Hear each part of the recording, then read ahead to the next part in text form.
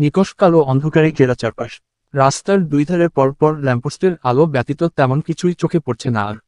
বাসভর্তি করা মানুষগুলো প্রায় ঘুমে মগ্ন তখন, শুধু ঘুম নেই প্রিয়তার চোখে। ভীষণ জোরে কান্না পাচ্ছে তার, কতক্ষণ চেঁচিয়ে কাঁদতে পারলে হয়তো মনটা শান্ত হতো। আজ যদি বাবা মা বেঁচে থাকতো তাহলে হয়তো এই দিনটা তার জীবনে কখনোই আসতো না, তার শান্তশিষ্ট বোনটার কপালটাও এত প্রকার খারাপ হতো না। যদিও তার বোনের বরের বয়সটা তার এই হবু বুড়ো বরের মতো ছিল না, তবে প্রেমার চেয়ে গুনে গুনে 12 বছরের বড় ছিল প্রেমার বর। প্রেমার যখন বিয়ে হয়েছিল তখন ওর বয়স ছিল 18-র ছুঁই ছুঁই, আর ওর বরের তো হসন্ত রিস এখন 33 ছাড়িয়েছে। জোরে দীর্ঘ শ্বাস ফেলল প্রিয়তা। বোনটার বরটা জঘন্য খারাপ, তার বোনকে একটুও ভালোবাসে না, উল্টো নানান অজুহাত নিয়ে শুধু মারে। তাই তো বোনটাকে বলেছিল তার সাথে আসতে, কিন্তু অবুঝ বোন আর শুনল না। প্রিয়তার তো মাঝে মাঝে ইচ্ছে করে বোনটার বরটাকে খুন করে জেলে যেতে, কিন্তু আফসোস এমনটা করতে পারে না।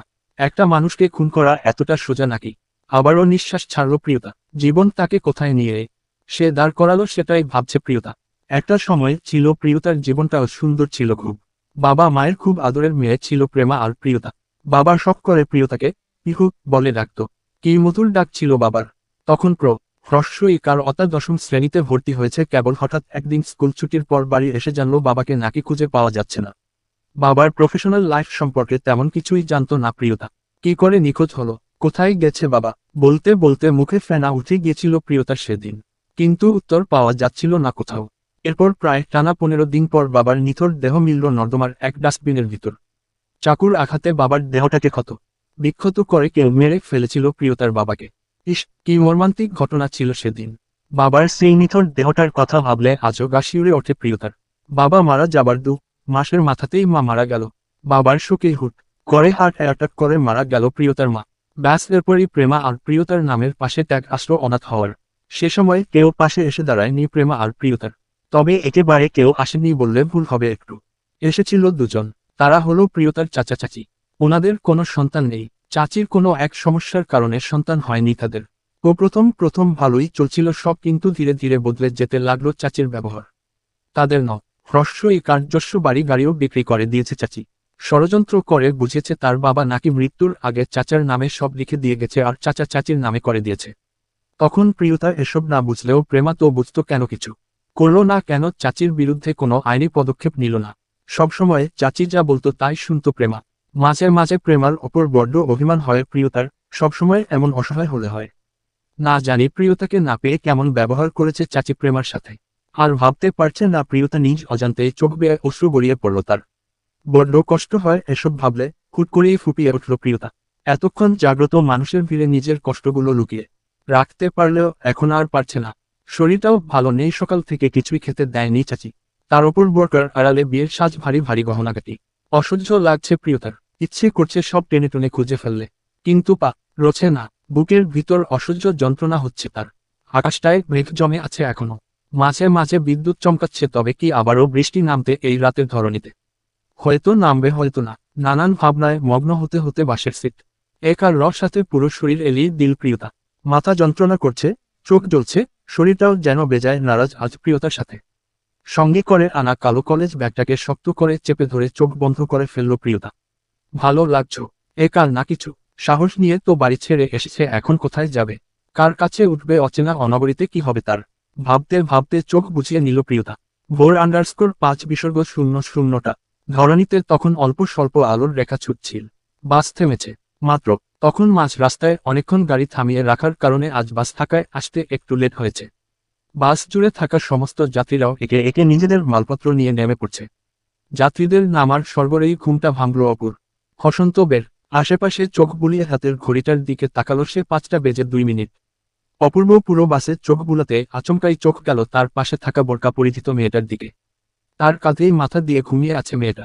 জব এ কারটা এতক্ষণ অনুভব না করলেও এখন অনুভব করল অপূর্ব। অপূর্ব এক ঝলক তাকালো মেয়েটার ঘুমন্ত চোখ দুটোর দিকে। অসম্ভব মায় ভরা সে আঁখি, যা বারবার অপূর্বকে টানছে খুব। অপূর্ব চোখ সরিয়ে ফেলল তৎক্ষণাৎ। মেয়েটার চোখ দুটোতে নির্ঘাত কিছু একটা আছে, না হলে অপূর্ব বেশিক্ষণ তাকিয়ে থাকতে পারছে না কেন। অপূর্বের ইচ্ছে করছে খুব কড়া কণ্ঠে মেয়েটাকে বলতে, এই মেয়ে, তোমার ওই চোখ দুটোতে কি আছে বলো তো, আমি তাকাতে কেন পারছি না? পরক্ষণেই কি উদ্ভট ভাবছে সে ভেবে নিজের গালে নিজেরই একটা চাপড় মারতে ইচ্ছে হলো অপূর্বের।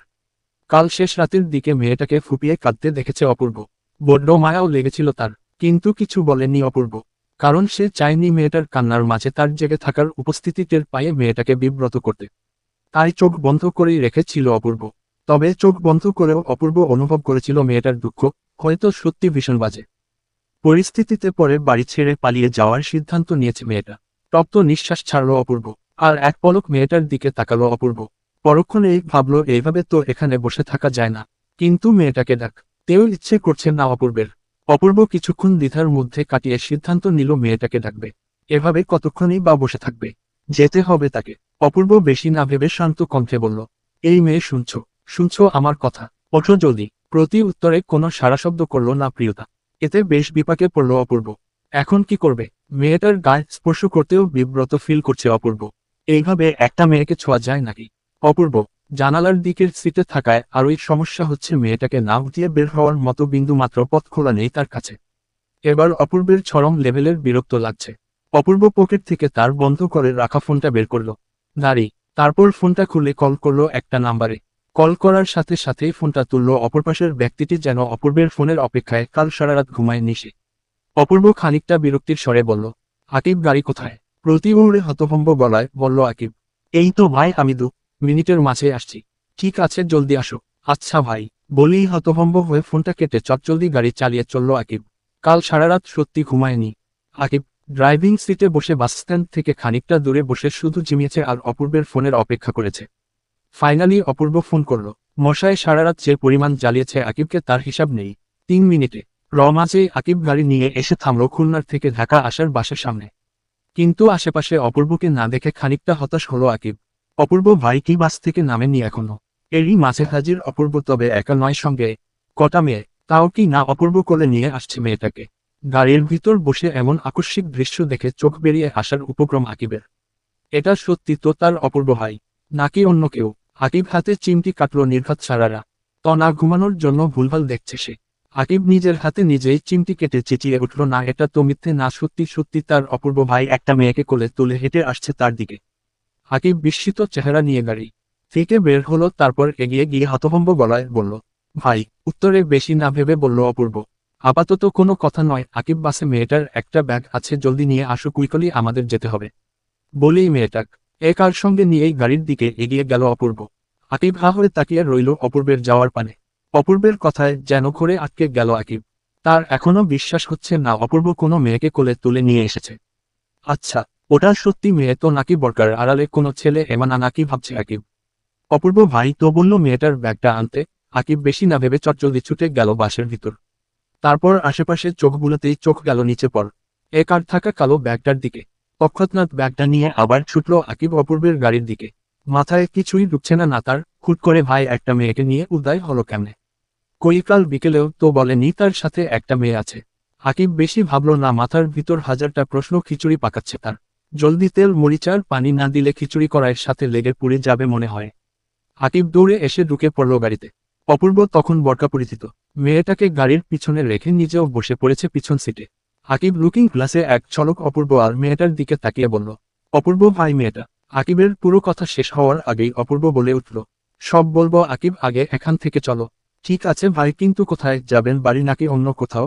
বড় সাহেব কাল রাত থেকে অনেকবার ফোন করে আপনার কথা জিজ্ঞেস করেছিল, আমি বলেছি আপনি সকালে ওনার সাথে দেখা করবেন।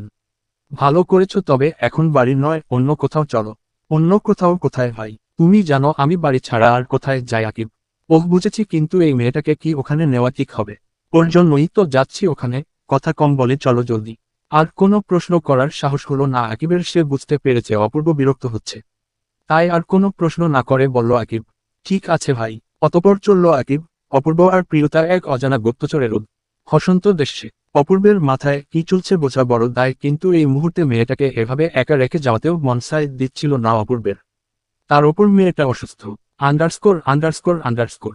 আচমকাই রুম জুড়ে এক বিকট শব্দ কানে আসতেই সোফায় হ্রস্ব উকার হয়ে থাকা প্রেমার ঘুমটা ভেঙে গেল। কান্নায় চোখ মুখ ফুলে গেছে তার। কাল চাচি যাচ্ছে তাই ভাষায় গালিগালাজ করেছে তাকে। প্রিয়তার চলে যাওয়ার পিছনে ওর হাত আছে বলে দুবার গায়েও হাত তুলেছে প্রেমার। পরে চাচা এসে বউ আকার চন্দ্রবিন্দু চায় তাকে। বরপক্ষরাও অরুচিকর ভাষায় গালিগালাজ করেছে চাচিকে, সাথে এও বলেছে 1 সপ্তাহের মধ্যে তাদের কাছ থেকে নেওয়া নগদ অর্থ যেন ফেরত না দিলে দেখে নিবে চাচিকে। মিট মিট চোখে তাকালো প্রেমা চাচি টেবিলের উপর। রথাটা কাচের জগটা মাটিতে ফেলে দিয়ে ভেঙে ফেলেছে। তার সামনেই লম্বা চওড়া আর খাটো সাইজের 5-10 জন ছেলেপেলে আর মধ্যম বয়স্ক একজন লোক দাঁড়ানো।